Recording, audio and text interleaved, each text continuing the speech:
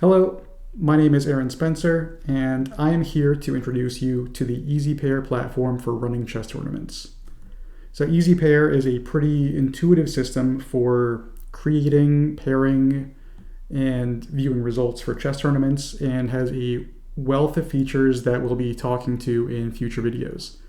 Today, though, we're going to be just diving into creating your very first simple Swiss tournament.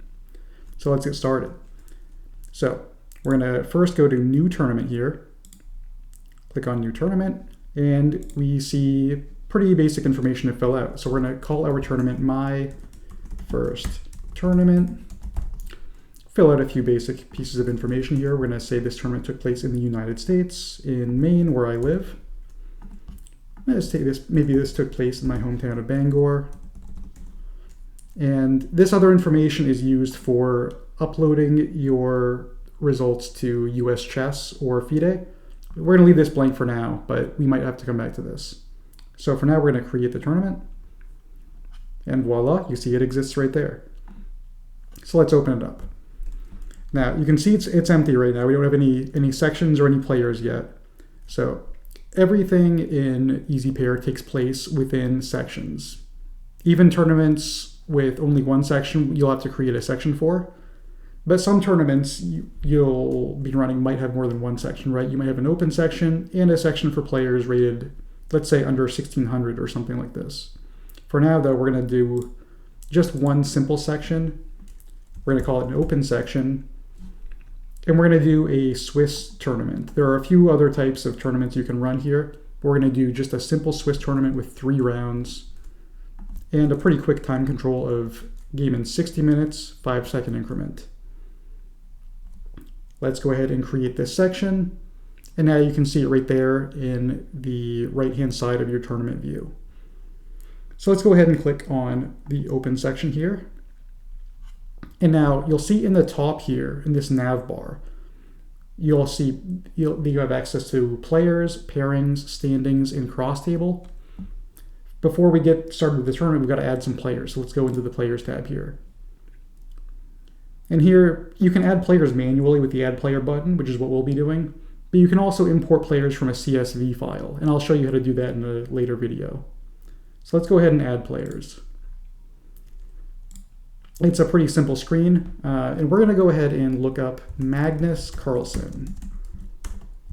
You see here that there are some results auto-populating right underneath my search bar here. This data comes directly from the USCF and from FIDE. So we're going to go ahead and fill out, we're just going to click on Magnus's name here, and you can see this data auto-populates with his FIDE ID and his current ratings. So that's all we need for our purposes here. So we're going to go ahead and click on Save Player. And you see Magnus auto-populates here. So I'm going to go ahead and fill out the other 7 players because we're going to call this an 8-player tournament. And I'll see you in just a minute. Okay, here we go. And we've got 8 players who are going to be playing in our tournament. We've got some top grandmasters and some other famous US players here. So let's go ahead and continue on.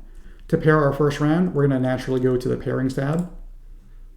And all you have to do to get started is click on the Pair button. And you can see pairings are automatically generated.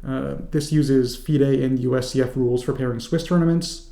Nothing to have to think about. There are some advanced settings we can talk about in future videos, but for now, let's just keep it simple and use the default settings. So what I would do now is I would print off this page by clicking the print button, and I would post this on the wall so my players in my tournament know where to take their seats and where to begin playing. You've got the board numbers here. If you are playing with multiple sections, you can adjust the board numbers. For instance, let's say I wanted to start on board number 10, I can do that very easily by calling this board number 10 here, applying this, and then all of the board numbers will be updated as follows.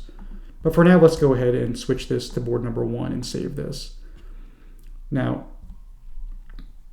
once you have posted the results and your players have started to finish their games, you can go ahead and use the same screen to enter your results.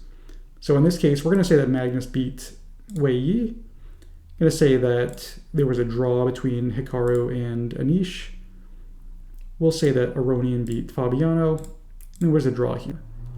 Okay, and once all the results are in, we're going to go ahead and save the results. And once all the results are in, we can go ahead and pair the next round. It's going to be available here. So I'm going to go ahead and go through and pair these rounds here, just making some random results. The reality doesn't matter so much because this is a fake tournament, just here for demonstration purposes. Go ahead and there we go. So now all 3 rounds have completed, so you can't pair another round. Makes sense.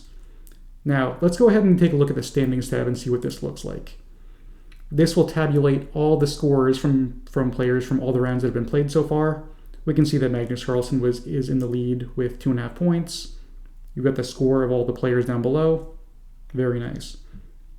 Now, if we go to the cross table section here, we can see a more detailed view of the standings. Now, the cross table view is in order of starting ranking rather than completed results. And this is a way to be consistent from round to round, so that we can always have the player at the same location, so you always know who played who in the cross table section. And just like the pairing section, you can go ahead every single round and print off the cross table, kind of show your players where they stand so they know what they're fighting for. Okay. Now, there's one more thing that I'm going to show before we end this video, and that's how to upload your results to the USCF or FIDE websites. So we're going to go back to tournament here, and we're going to say USCF export or FIDE export. By clicking these buttons, you can actually download a file to your computer. We're going to save this, and then when you're ready, these files are what you'll be using to upload to the USCF or FIDE rating websites. And that's all there is to it. We've just created and completed our first tournament using the EasyPair platform. Now, I'll have some other videos for some more advanced concepts, but this is enough to get you started. My name's Aaron Spencer, and I hope to see you again. Thank you.